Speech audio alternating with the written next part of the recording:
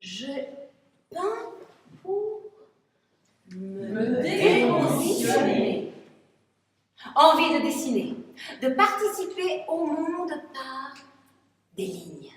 Oh, est descendu et atterri en morceaux.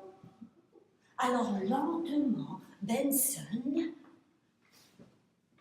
l'âme de Benson, commence à descendre.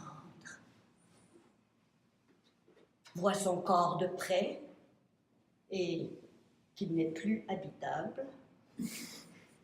Il se met à regarder l'attroupement d'un air gêné. Le policeman qui écrit sur son calepin et les passants qui s'en vont avec une histoire de plus à raconter chez eux ce soir-là. Et du corps croûteux de mes pensées images. Ridicule univers. Lâchant-moi ton épouvantable sonde.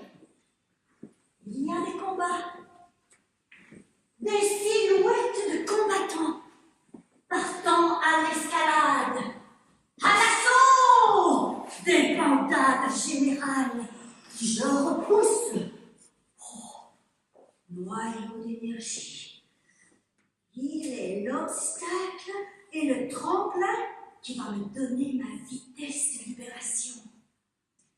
L'art est ce qui aide. L'art est ce qui aide. L'art est ce qui aide. Qu'est-ce qu'il dit votre programme? Oh, c'est ça! L'art est ce qui aide à tirer de l'inertie. Je suis de ceux qui aiment le mouvement qui rompt l'inertie. Aller par des traits, plutôt que par des mots.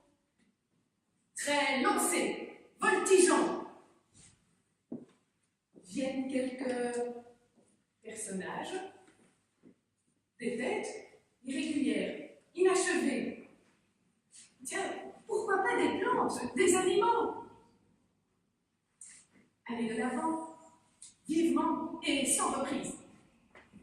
Très hors des chemins, très comme les gîtes qui courent court aux explications. Peinture, pour que dure l'aventure de l'incertain, de l'inattendu. Plume. Plume. Plume. Plume.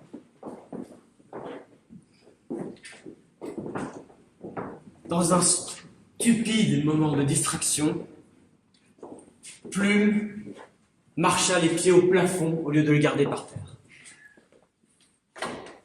Hélas, quand ils s'en rendu compte, il était trop tard. Déjà paralysé par le sang aussitôt amassé dans sa tête, entassé comme le fer dans un marteau, il ne savait plus quoi. Il était perdu. Avec épouvante, il voyait le lointain plancher, le fauteuil, autrefois si accueillant, la pièce entière, étonnant abîme. Comme il aurait voulu être dans une cuve pleine d'eau, dans un piège à l'eau, dans un coffre, dans un chauffe-banc en cuivre plutôt que là, seul, sur ce plafond ridiculement désert et sans ressources, d'où redescendre eût été autant dire se tuer. Malheur, malheur toujours attaché au même, alors que tant d'autres continuent à marcher tranquillement par terre, qui sûrement ne valaient pas beaucoup plus cher que lui.